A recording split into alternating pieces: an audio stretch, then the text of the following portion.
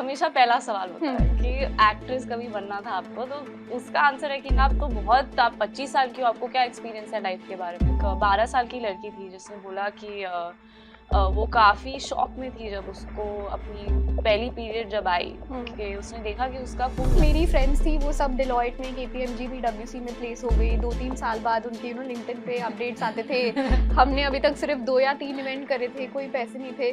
मैं एक्चुअली मेरे नाना के साथ नेशनल टेलीविजन पे माहवारी और पीरियड्स के बारे में बात कर रही हूँ। एक औरत की जगह सिर्फ घर पर नहीं है, लेकिन हर उस फील्ड में है जहाँ पर आज मर्द है, या उस हर कुर्सी पर है जहाँ आज मर्द बैठे हैं। कभी कभी ऐसा लगता है कि दूसरों को देख के हमने कुछ नहीं किया अभी तक, and how do you deal with that pressure? जो अभी अपने करियर के सबसे बड़ी डिसीजन लेने वाली है, सोशल प्रेशर बहुत है, इमोशनल प्रेशर बहुत है, तो क्या आप उनको क्या एडवाइस देना चाहेंगे?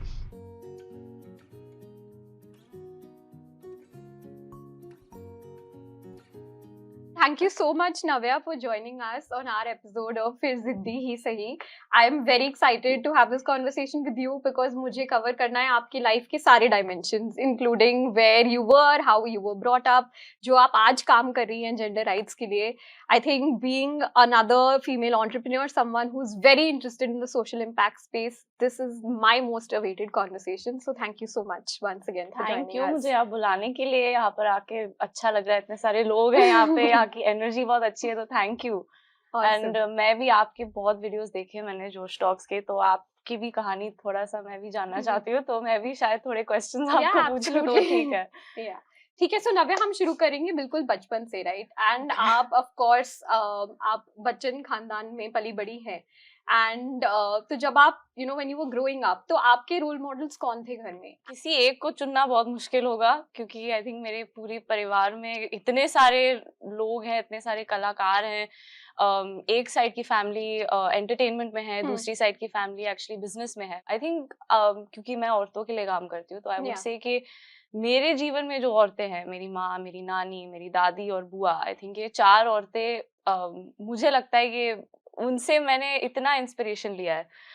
उनकी ताकत, उनकी सोच, उसको देखकर, और मैं छोटी भी थी तो उनको काम करते हुए देखकर, या मेरी नानी को घर संभालते हुए देखकर, आई थिंक ये सब चीजें मैंने बचपन से देखी है। तो उनका जो स्ट्रेंथ है, उनका, मेरी नानी का जो कॉन्फिडेंस है, वो मैं चाहती हूँ कि मेरे अंदर उन 4 औरतों से कुछ एक गुण मिल जाए मुझे, तो मैं सेट हूँ लाइफ में। मेरी फैमिली ने हमेशा बोला है कि जिस चीज पर आप बिलीव करते हैं, जिस पर आपका विश्वास है, उसके लिए हमेशा आप आवाज उठाइए, कभी चुप ना रहो, क्योंकि हमारी आवाज जब तक हम उठाएंगे नहीं, तब तक कोई बदलाव नहीं ला एग्जैक्टली। अगर मैं अपना खुद का एग्जांपल लूँ, मेरे जो पिताजी हैं वो एक BCom ऑनर्स ग्रेजुएट हैं from Shri Ram college of commerce, जो एक बहुत बड़ा इंस्टीट्यूशन है दिल्ली यूनिवर्सिटी का। तो उनकी हमेशा ये ड्रीम थी या एस्पिरेशन थी कि मैं चार्टर्ड अकाउंटेंट बन जाऊँ, बिकॉज वो नहीं बन पाए। तो फिर मैंने वो डायरेक्शन ले ली और मैंने पढ़ाई करना शुरू कर दिया। आपका जो घर है, आपका जो माहौल है, आप इतने टैलेंटेड लोगों के साथ रहते हैं, क्या आप पे कभी ये इन्फ्लुएंस था कि बॉलीवुड में जाना है, कि बिजनेस शुरू करना है खुद का? एंड ये आपने डिसीजन कैसे लिया कि मुझे एक सोशल एंटरप्रेन्योर बनना है और मुझे बिल्कुल हटके दोनों चीजों से कुछ और ही अलग करना है? तो ये क्वेश्चन सब मुझे पूछते हैं, क्योंकि सबको लगता था कि मैं जो अभी कर रही हूँ वो कैसे कर रही हूँ, क्यों कर रही हूँ, बिकॉज उनका एक्सपेक्टेशन था, कि उम्मीद थी कि मैं एक्ट्रेस बनूंगी या मैं बॉलीवुड ज्वाइन करूंगी। और ये हमेशा पहला सवाल होता है कि एक्ट्रेस कभी बनना था आपको, तो उसका आंसर है कि नहीं, मैं कभी, मुझे एक्टिंग में एक्चुअली इंटरेस्ट नहीं था। मैं बहुत, जैसे कि बोला, बहुत शाय हूँ, तो मेरे लिए कैमरा के सामने बैठकर बात करना भी डिफिकल्ट है, एक्टिंग को छोड़ो। और तो वो, मतलब, हाँ, मैं उस माहौल में बड़ी हुई हूँ, बट मुझे ऐसा कभी लगा नहीं कि मुझे एक्टिंग करनी थी। लेकिन जैसे कि आपने बोला कि जिस माहौल में आप बड़े होते हो, कहीं ना कहीं वो आपको इन्फ्लुएंस करता है आपके करियर पाथ में। तो जैसे कि मैंने बोला, मेरे पापा की जो फैमिली साइड की फैमिली है, दादा दादी, वो बिजनेस में है, तो आई थिंक कि वो एंटरप्रेन्योरियल जीन मेरे अंदर ही था बचपन से। मैं दिल्ली में बड़ी हुई हूँ, एक्चुअली 13 साल में दिल्ली में रहती थी, और तो मेरे पापा को रोज काम से आते हुए देखती थी वापस, वो बात करते थे कंपनी के बारे में। तो एक्चुअली मैं उस माहौल में ज्यादा बड़ी हूँ जहाँ पर हमने बिजनेस की ज्यादा बात की, क्योंकि दिल्ली में बेस्ड तो मेरी फैमिली इस बॉम्बे में बेस्ड है, तो उस माहौल में एक्चुअली हमने एंटरप्रेन्योरशिप या स्टॉक मार्केट या बिजनेस के बारे में एक्चुअली ज्यादा बात की थी। तो आई थिंक वो ही कीड़ा मेरे दिमाग में अटक के अभी मैं एंटरप्रेन्योर बनी, मुझे खुद का बिजनेस चलाना था। सोशल एंटरप्रेन्योरशिप का जो कॉन्सेप्ट है वो रिसेंटली शुरू हुआ है, या रिसेंटली अभी लोग सोशल एंटरप्रेन्योरशिप या मैं एक सोशल एंटरप्रेन्योर बोलना लगे, क्योंकि 10 साल पहले तो एंटरप्रेन्योर या business woman, business I think businessman actually आजकल अभी ज्यादा वुमेन बोलने लगे हैं लोग। तो I think social entrepreneurship recently शुरू हुआ है, क्योंकि इस जनरेशन के जो बच्चे आए हैं अभी, मेरे जनरेशन के, आपके जनरेशन के, हम thank you for making me part of the same generation, मुझे बहुत अच्छा लग रहा है। नहीं, आई थिंक हम काफी जो कंपनीज भी आज अभी हम देखें, जो भी नई नई कंपनी शुरू हो रही है कोविड के बाद भी, जिन्होंने भी कंपनी शुरू की है, they have all been very impact driven. किसी को अभी सिर्फ पैसे नहीं कमाने, उनको दुनिया भी बदलनी है।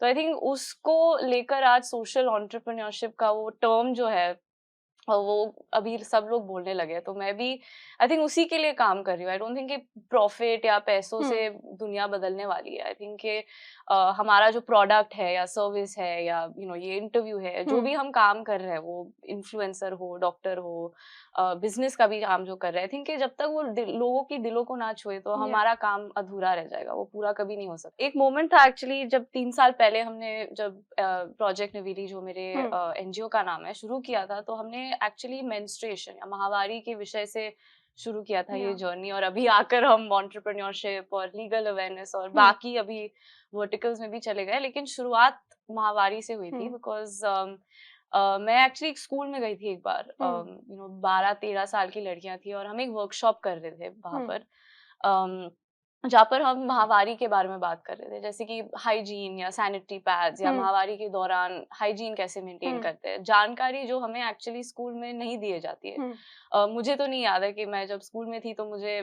कुछ भी कोई इन्फॉर्मेशन नहीं मिला था, और एक्चुअली टॉयलेट में सैनिटरी पैड की उपलब्धि भी नहीं थी। तो ऐसा नहीं था कि वो खुलकर माहवारी के बारे में कोई भी बात कर रहा था स्कूल में। तो हम एक वर्कशॉप ले रहे थे और एक 12 साल की लड़की थी जिसने बोला कि वो काफी शॉक में थी जब उसको अपनी पहली पीरियड जब आई, कि उसने देखा कि उसका खून लाल है। उसको लगा कि वो ब्लू कलर का होगा, क्योंकि जब हम सैनिटरी पैड कमर्शियल्स देखते हैं तो जो लिक्विड पैड पर वो डालते हैं तो वो ब्लू कलर का है। तो हम लोग जब ये बात सुनी, हम काफी शॉक हो गए कि एक सैनिटरी पैड कंपनी जो कि प्रोडक्ट्स बेच रहा है इस चीज के लिए, वो खुद खुलकर इसको ट्रांसपेरेंटली एडवर्टाइज नहीं कर रहे हैं। और उसका असर जो हम देखते हैं लड़कियों पे ऑन ग्राउंड, वो बहुत डेंजरस है। तो हमने उसको सुनने के बाद डिसाइड किया कि इस पे हमें कुछ करना चाहिए। इसको सिर्फ आई थिंक स्कूल्स में नहीं, लेकिन हर जगह जितना भी हम खुलकर इस विषय के ऊपर बात करें, उतना ही बदलाव आएगा, उतने सोच में भी बदलाव आएगा। इसलिए हमने फिर मेंस्ट्रुअल हाइजीन के विषय के ऊपर काम किया। लेकिन ये जो मोमेंट था, आई थिंक मेरे लिए एक लाइफ चेंजिंग मोमेंट था, क्योंकि मैंने ऐसा कभी पहले सुना नहीं था। मैं तो काफी लिबरल घर में बड़ी हुई हूँ, जहाँ पर इस चीज के बारे में हम काफी नॉर्मली बात करते आपको किसने बताया था पीरियड्स के बारे में पहले? मेरी मॉम ने एक्चुअली बताया था। और हमेशा एक बहुत ही एनवायरनमेंट बहुत नॉर्मल रहा है। ऐसा कभी मुझे तो नहीं लगा कि मैं इस चीज के बारे में नहीं बात कर सकती। मेरी मॉम के साथ, मेरे पापा के साथ भी, मेरे नाना नानी के साथ भी। मैं एक्चुअली मेरे नाना के साथ नेशनल टेलीविजन पे माहवारी और पीरियड्स के बारे में बात कर रही हूँ। तो आई थिंक कि वो एनवायरनमेंट हमेशा था। तो ये सुनकर मैं काफी शॉक में आ गई कि ऐसा भी होता है। लोग उनको वो फ्रीडम नहीं मिलता है इन चीजों के बारे में खुलकर बात करने का। तो तब हमने मेंस्ट्रुअल हाइजीन प्रोजेक्ट शुरू किया हमारा, और उसको आई थिंक देखते देखते और 3 साल में हम अभी आकर 4 और वर्टिकल्स में काम कर रहे हैं, जैसे कि मैंने बोला पहले। तो लेकिन ये मोमेंट बहुत लाइफ चेंजिंग था। जो आपका पॉडकास्ट है व्हाट द हेल नाव्या, तो उसमें आप 3 जनरेशन की औरतें बैठकर बातें करती है, राइट? तो वो बहुत ही इंटरेस्टिंग कॉन्सेप्ट है, बिकॉज इतने सारे अलग अलग डायमेंशंस मिलते हैं एक ही कॉन्वर्सेशन के बारे में। और अब आपने बहुत सारे एपिसोड शूट करे हैं, आपने बहुत इंपॉर्टेंट टॉपिक्स पे कॉन्वर्सेशन करी है।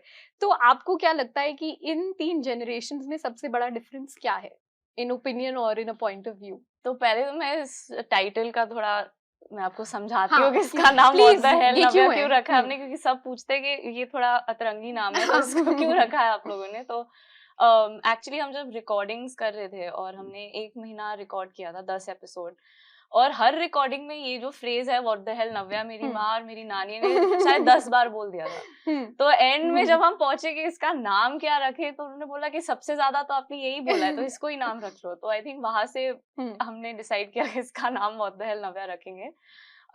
लेकिन आई थिंक ये बहुत डेंजरस चीज है आपकी मॉम और नानी के साथ बैठकर किसी मैं भी सोच चीज भी के नहीं ऊपर सकती कि उस कमरे में क्या होता बात होगा करने के लिए। शायद घर पे भी अगर आप कभी भी आपकी माँ या नानी के साथ बैठकर किसी भी विषय पर बात करने के लिए जाए तो वो बहुत मेरे यहाँ तो डेंजरस अक्सर चीज सिर्फ होती है, या तो ताने होते झगड़ा हैं, हो बातें सकता है तो या होती नहीं है। तो हमारे साथ भी वैसा ही था। माहौल मतलब मजा आया करने में। हम साथ में ही रहते तो हम रोज शाम को बैठकर यही करते हैं एक्चुअली घर पर। हम तीनों, और मेरा भाई भी काफी मजाक उड़ाता है कि आप तीनों एक जैसे ही बन गए अभी, एक जैसी चीजें बोल रहे हैं, एक जैसे दिखते हैं। और तो हम एक्चुअली घर पे ऐसे ही बैठ के बात करते हैं। तो हमें लगा कि चलो इसको पॉडकास्ट के माध्यम से हम क्यों ना लोगों को बताएं कि हम क्या चीजों के बारे में बात करते हैं। तो हमने एक्चुअली बहुत टॉपिक्स चुने इस सीजन में, love, entrepreneurship, health care, friendship, काफी रेलेवेंट चीज है। आई थिंक आज किसी भी 25 साल की लड़की के लाइफ में यही चीजें हो रही हैं। तो वो मौका जो मिला उन दोनों से बात करने के लिए, उनसे सीखने के लिए कि उनको क्या लगता था या उनके जमाने में उनकी लाइफ कैसी थी, या जब वो 25 साल की थी तो मेरी नानी, तो उनके लिए काम करने के लिए कैसा था। आई थिंक दुनिया बदल गई अभी। उस टाइम पर उन्होंने अपना करियर आई थिंक 15-16 साल की उम्र में किया था।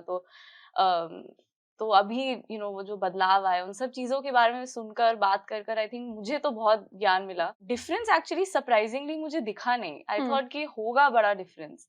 लेकिन आई थिंक कि जिस तरह से मेरी नानी ने मेरी मॉम को रेस किया और जिस तरह से मेरी माँ ने मुझे रेस किया है वो सेम है। तो एक्चुअली हमारी सोच, जितना भी हम एपिसोड या एक विषय के ऊपर झगड़ा करते थे, आई थिंक एंड में हम सब एक ही डिसीजन या एक ही पॉइंट पर आते थे। और I think that's a great thing, because मेरी नानी भी हमेशा से बहुत ही लिबरल रही है, बहुत ही ओपन माइंडेड रही है। आई थिंक सबने उनको देखा हुआ है बात करते हुए। आई थिंक कि उनका हमेशा मानना था कि एक औरत की जगह सिर्फ घर पर नहीं है, लेकिन हर उस फील्ड में है जहाँ पर आज मर्द है, या उस हर कुर्सी पर है जहाँ आज मर्द बैठते हैं। तो आई थिंक कि वो मैं भी मानती हूँ, और उसी वजह से मैंने काम किया, और जो मैं आज करती हूँ वो मोटिवेशन उनसे ही मिला है ज्यादातर। तो एक्चुअली काफी अग्रीमेंट थी हम तीनों के बीच में, तो इतना डिफरेंस नहीं था। बट हाँ, झगड़ा तो बिल्कुल किया हमने बहुत। तो आप अगर पॉडकास्ट के एपिसोड सुनेंगे तो आपको सुनाई देगा। और अभी हम सीजन 2 पे भी काम करना शुरू कर रहे हैं, तो उसमें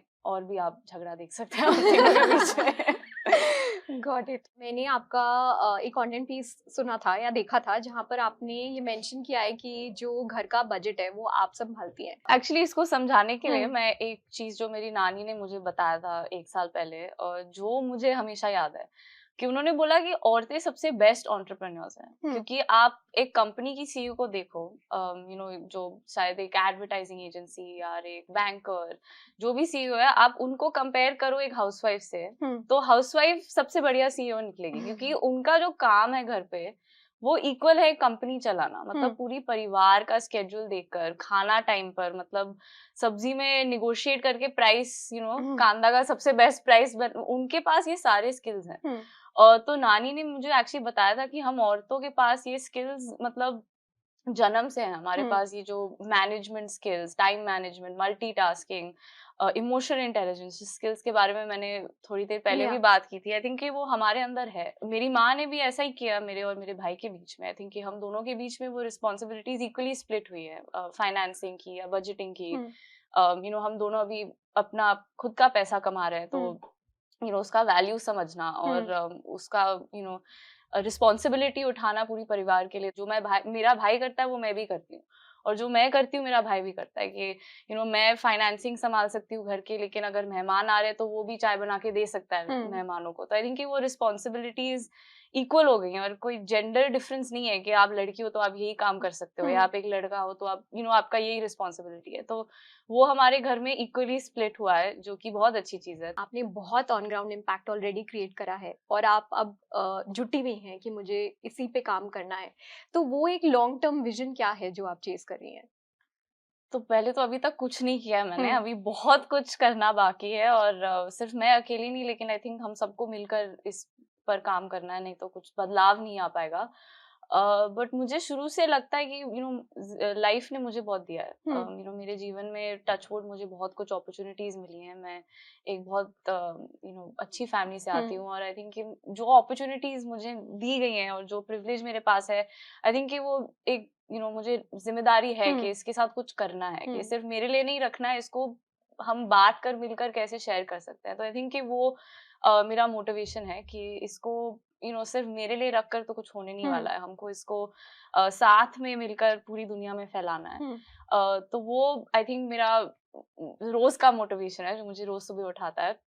और दूसरी चीज आई थिंक लार्जर विजन अगर जिसकी मैं बात करूँ तो मैं चाहती हूँ कि काफी तौर हम सुनते हैं जब, और ये बात मुझे अच्छी नहीं लगती, जब हम बाहर जाते हैं इंटरनेशनली तो लोगों का ये परसेप्शन है कि अरे इंडिया की औरतें तो बहुत दबी हुई हैं, या इंडिया की औरतें तो ऐसी हैं या वैसी हैं। बट वो सच्चाई नहीं है। हमारी सच्चाई है कि हमारी औरतें बहुत ही ताकतवर है। हमारी औरतों ने इतना कुछ किया है।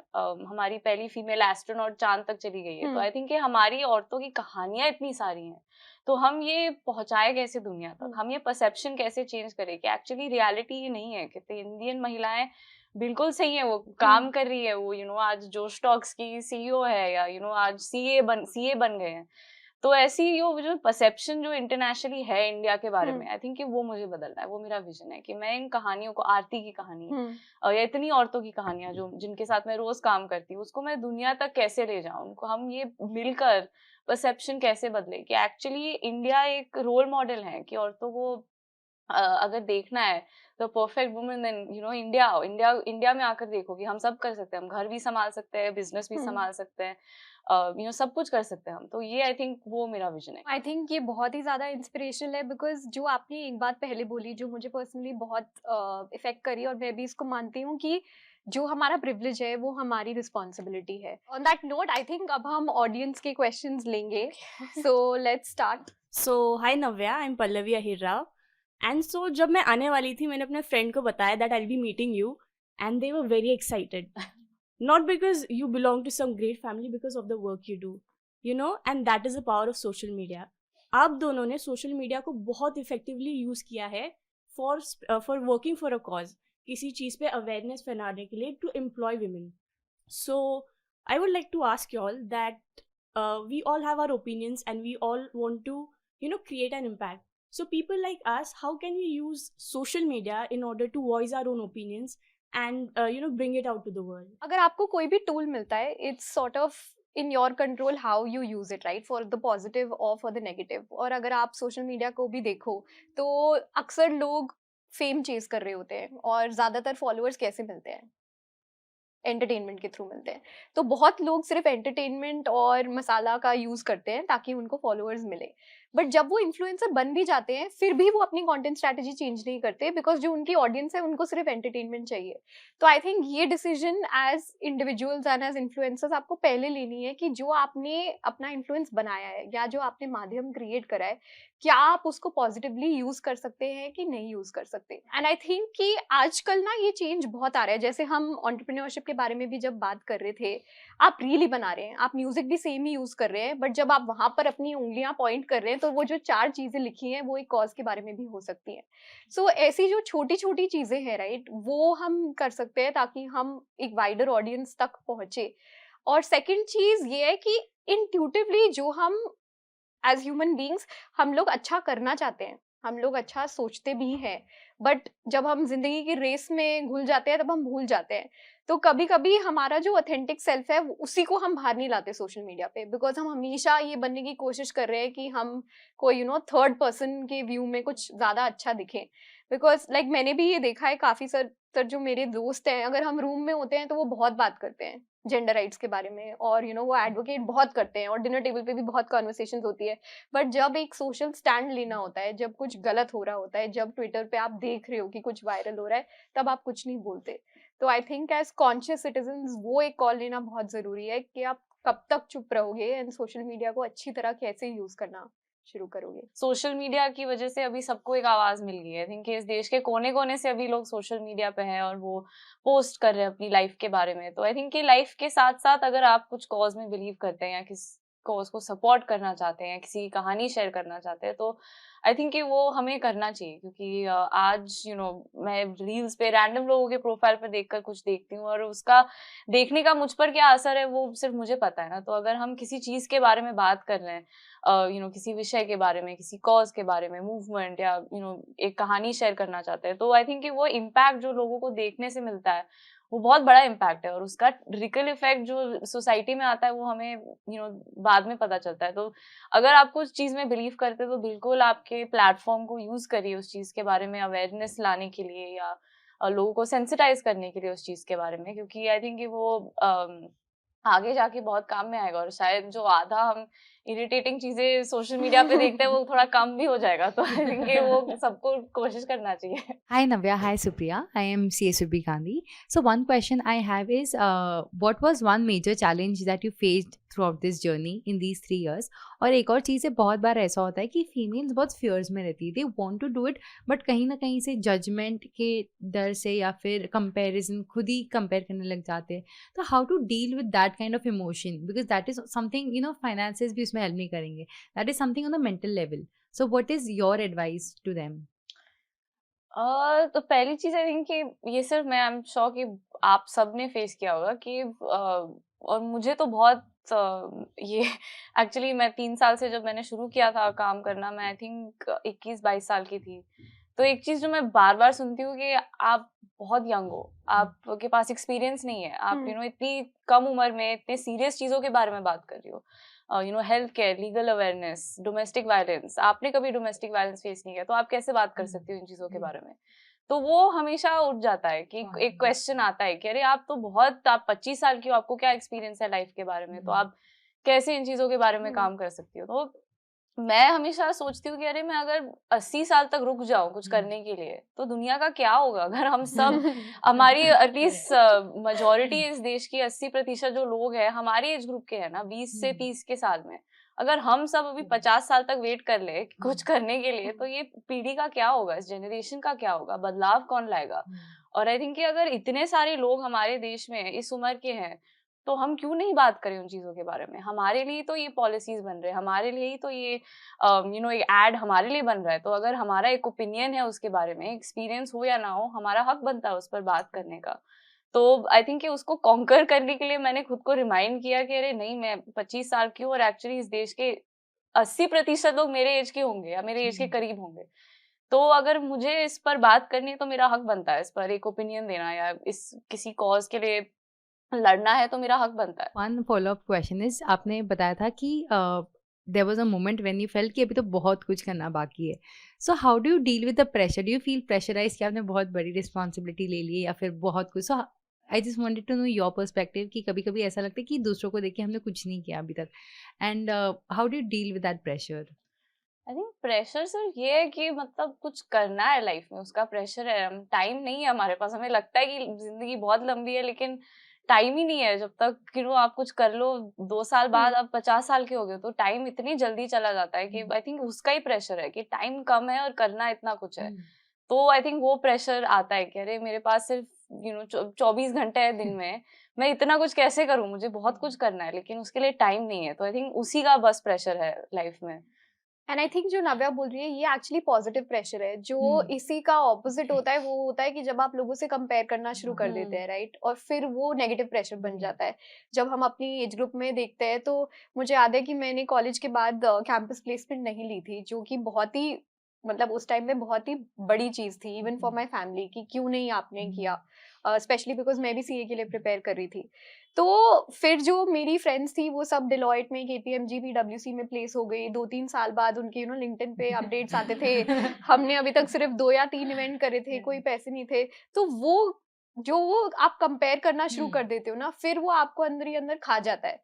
बट अगर आप रोज अपने आप से कंपेयर करो कि आज मतलब मैंने गोल की तरफ कितना प्रोग्रेस बनाया है, तो वो फिर इजी हो जाता है। ये बहुत ही ज्ञानी चीजें बोलने के लिए, बट मैं भी कोशिश कर रही हूँ कि मैं एक्चुअली इम्प्लीमेंट कर पाऊँ। But destiny has its own ways of surprising you. मतलब अगर शायद वो कर लेते तो ये नहीं हो पाता। Absolutely. Thank you are my favourite person now. मेरी मॉम को दिखाऊंगी मैं। Hi Supriya, hi Navya. This is CA Tanya Gupta. as female working professionals, we face a lot of issues at workplace, be it pay disparity, we don't get opportunities for travel, and men are preferred. And if we voice it, we are put down. How do we say this? Because it takes a thing on our confidence. We lack confidence. We are not able to voice it, and we doubt ourselves कि we are not good enough. यार fail होने ही वाले, because सब दुनिया बोलती है आप कुछ नहीं कर सकते. Have you faced it? If yes, how did you overcome it? I mean, I think पहले तो दुनिया को जो बोलना है बोलते हैं, हमें जो सुनना है वो हमारे कंट्रोल में है. कि अगर दुनिया 1000 चीजें हमें नेगेटिव चीजें बोल रही है तो वो हमारी रिस्पॉन्सिबिलिटी है या हमारा चॉइस है कि हमें क्या सुनना है. इसमें अगर सुनना है कि हम फेल होने वाले हैं तो सुन लेंगे, लेकिन अगर उसको ब्लॉक करके हमें अपने पाथ पर चलना है कॉन्फिडेंस से, तो वो भी हमारे कंट्रोल में ही है. तो आई थिंक कि उसी को मतलब काफी लोग बोलते हैं कि अरे ये तो कभी होने नहीं वाला है, या ट्राई ही क्यों कर रही हो, ये कभी कामयाब नहीं होगी लाइफ में, या ये कुछ इतना अलग पाथ लिया है तुमने, ये नॉर्मल नहीं है लड़कियों के लिए करना. तो लोग को तो जो बोलना है वो बोलेंगे, कुछ तो लोग कहेंगे, लोगों का काम है कहना. तो अभी हमें जो सुनना है वो हमारे कंट्रोल में है. ऑनेस्टली मैं रिकलेक्ट करने की कोशिश कर रही हूँ जो हमारे यहाँ भी एग्जाम्पल्स अगर मैंने देखे हैं, या जो लड़कियां जोश में काम कर रही है जो दूसरी ऑर्गेनाइजेशन से आई हैं. आई थिंक क्या होता है कि एक तरीके से आप बेसिकली बहुत लाउड बन सकते हो इस चीज के बारे में, ठीक है, कि क्यों मुझे जाने नहीं दिया, क्यों किसी और को अपॉर्चुनिटी दी, मैं भी तो ट्रैवल कर सकती थी, मैंने भी तो प्रेजेंटेशन बनाई थी, बट फिर भी किसी और ने क्यों प्रेजेंट करी, उस मीटिंग में मुझे बोलने का हक क्यों नहीं दिया. एंड वो भी ठीक है करना, बट ज्यादातर मैंने ये देखा है कि वो काम नहीं कर पाता, स्पेशली इन ऑर्गेनाइजेशन. और अगर हम लार्जली इंडिया को देखें, अभी DNI पे बहुत काम हो रहा है, बट फिर भी 70 to 80% मेन ही होते हैं, and mid level and senior level पे तो आपको मेन ही दिखेंगे. तो एक और तरीका जो आप अपना सकते हो, जो मैंने इंदिरा नूई से सीखा था, जो मेरी रोल मॉडल है, कि अगर आप कुछ काम कर रहे हो ना, आप इंश्योर करो कि आपसे बेटर वो काम कोई नहीं कर रहा. तो अगर आपके डेस्क पे एक फाइल आ रही है तो ये लोगों को बोलना चाहिए कि अगर सुप्रिया ने ये फाइल देख ली है तो किसी और को रिव्यू करने की जरूरत नहीं है. एंड जब आप उसमें पावर लाते हो, जब आपकी कॉन्वर्सेशन स्ट्रेंथन हो जाती है आपके काम को लेके, तब अपॉर्चुनिटीज मिलना ज्यादा आसान हो जाता है. तो अगर कोई ट्रैवल कर रहा है तो जो उनको वहां जाके डिलीवर करनी है प्रेजेंटेशन, आप पहले उस पर काम कर लो. आप इंटरनली टीम मीटिंग में आप पहले ही प्रेजेंट कर दो. आपको मौके पाने के लिए बहुत काम करना पड़ेगा. It's going to be harder than everyone else, right? And you know it. So I think it's just that you have to do a lot more prep work than everyone else. So like it's not a very nice thing to say, but you have to beat the men at their game. तो जब वो over animated presentations देंगे, bold statements लेंगे, हम भी बोल सकते हैं. तो पहले प्रिपेयर कर लो, इंटरनली मीटिंग में कर दो.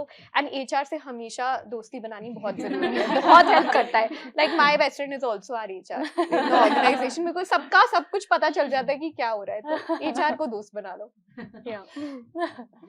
Thank you, Supriya, for the wonderful tips. And you are our inspiration, Supriya. Thank you so much. So I just wanted to ask that you put a lot of content that is related to women's legal rights.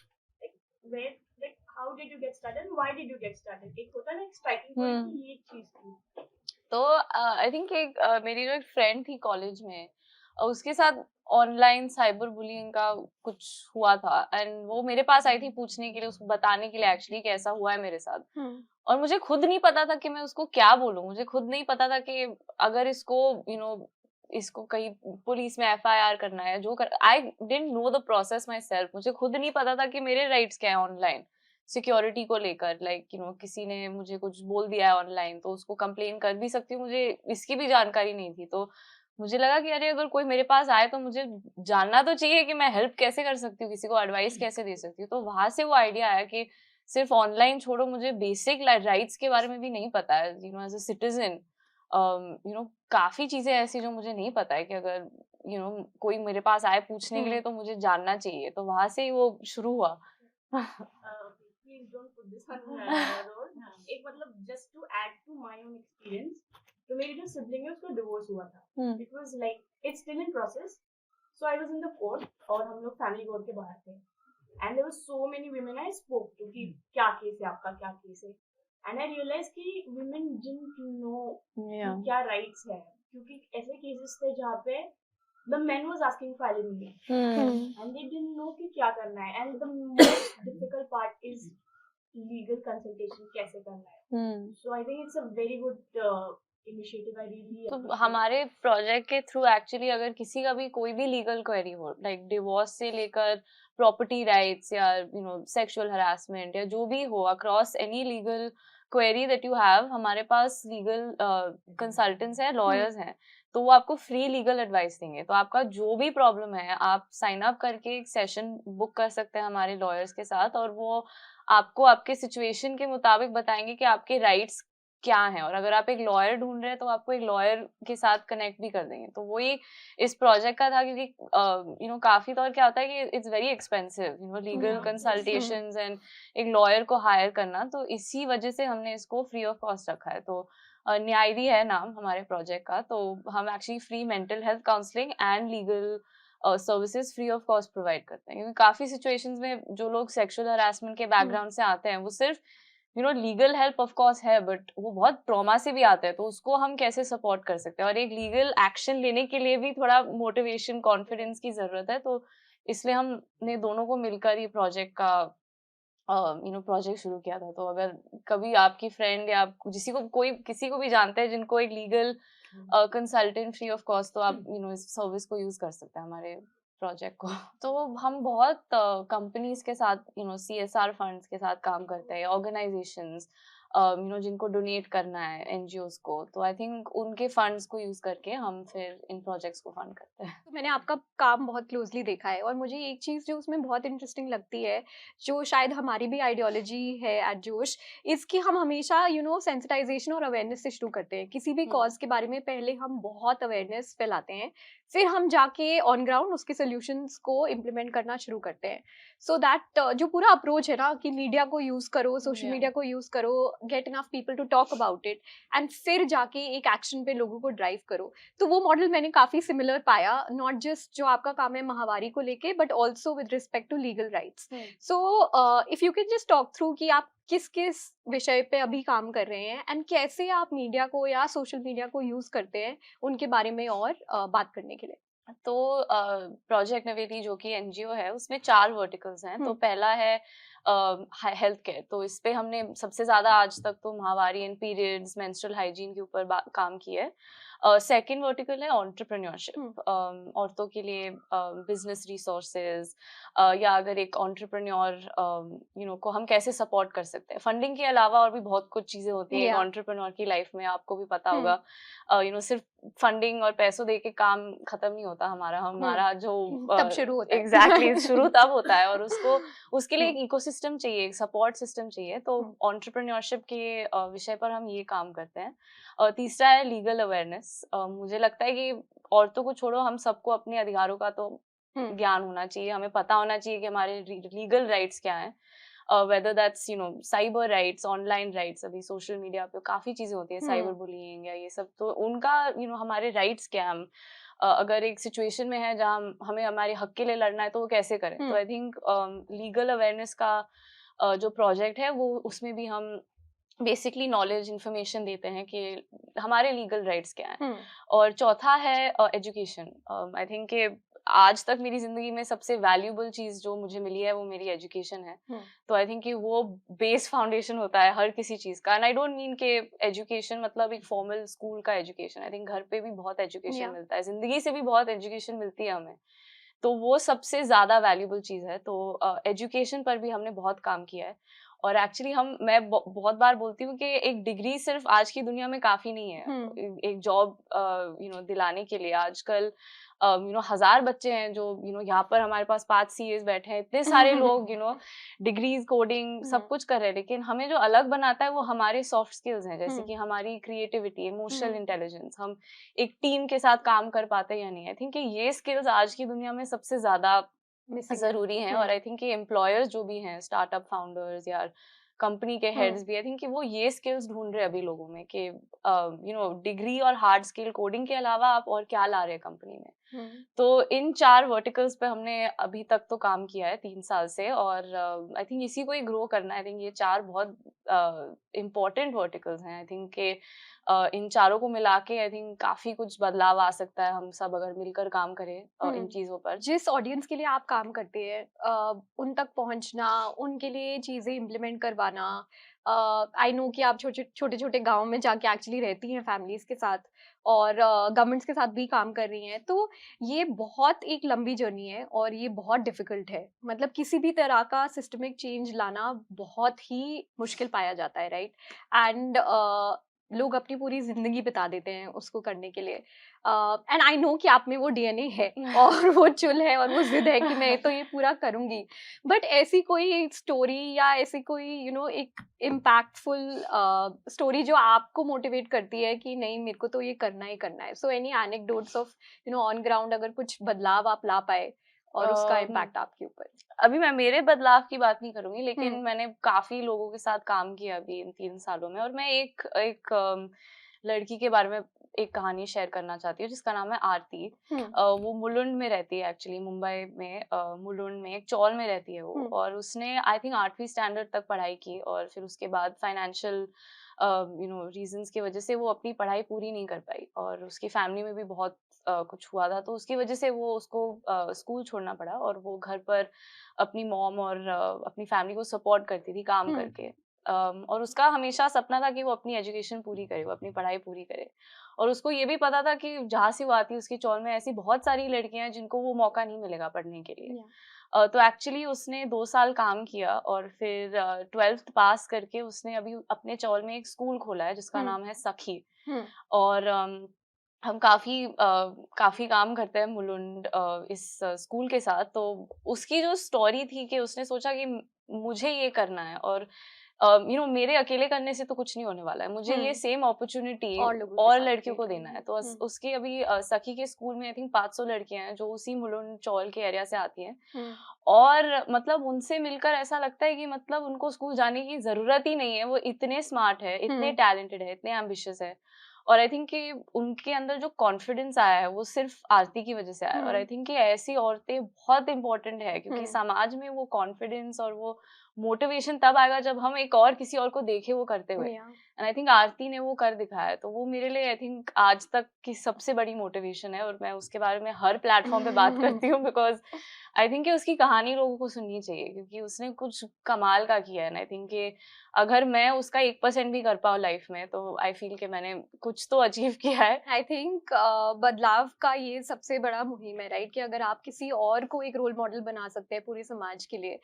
मुझे याद है कि एक interview में एक IAS officer से बात करी थी, और उन्होंने बोला कि जब लड़कियां यूनिफॉर्म पहनती हैं, that in itself is a statement.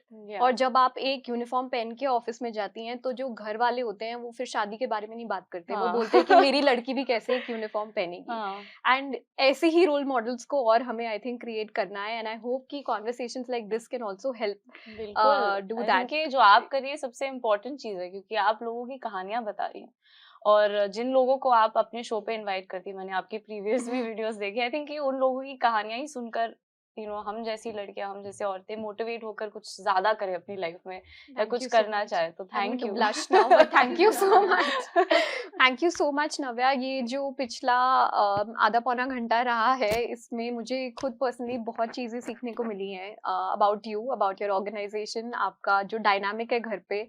और I think just on a parting note, हमारे बहुत सारे व्यूअर्स हैं जो आपको ऑनलाइन देखेंगे। ये लड़कियां हैं 16 से 21 साल की उम्र के बीच में, जो अभी अपने करियर के सबसे बड़ी डिसीजन लेने वाली हैं। सोशल प्रेशर बहुत है, इमोशनल प्रेशर बहुत है, तो क्या आप उनको क्या एडवाइस देना चाहेंगे? आई डोंट थिंक कि मैं लायक हूँ एडवाइस देने की, मुझे खुद एडवाइस की जरूरत है, बट आई थिंक कि मैं एक ही चीज बोलूंगी कि हम सबके अंदर बहुत ताकत है, और उसको ना यूज करना, वो इट्स एन इनजस्टिस। हमें यूज करना चाहिए, हम बहुत स्पेशल है, हम सबके अंदर कुछ एक बात है जो हमें बाहर निकाल के दुनिया को दिखानी चाहिए। और आई थिंक कि मैं जब भी हम लीडर्स के बारे में बात करते हैं, आई थिंक कि हम सबके अंदर वो क्वालिटी है कि लीडर बनने की, और लीडर्स का जो जिम्मेदारी है वो सिर्फ भविष्य नहीं बनाने के लिए, लेकिन एक दिन जो इतिहास भी बनेगा वो लीडर की रिस्पॉन्सिबिलिटी है। तो आई थिंक मैं यही बोलूंगी कि जब हम 25 साल के हैं या 80 साल की उम्र में हम अपनी जिंदगी को वापस देखें तो हमें ऐसा लगना चाहिए कि हमने कुछ किया लाइफ में, हमने किसी की लाइफ को इम्पैक्ट किया या कुछ बदलाव लाया, या I stood up for something, मैंने मेरी आवाज उठाई किसी चीज के बारे में। तो वही बोलूंगी कि जो भी हो, बिजनेस में हो, घर पर हो, अपने दोस्तों के बीच हो या पर्सनली अकेले में भी हो, तो कुछ तो छोड़ना है दुनिया में आगे जाकर, कि हमें ऐसा लगे कि अरे मैंने कुछ किया लाइफ में। तो आई थिंक वही मैं चाहती हूँ कि सब कर पाए वो, और करना चाहिए। Awesome. No, on that powerful note, thank you so much once again for joining Thank us. you. It's been a pleasure. Thank you.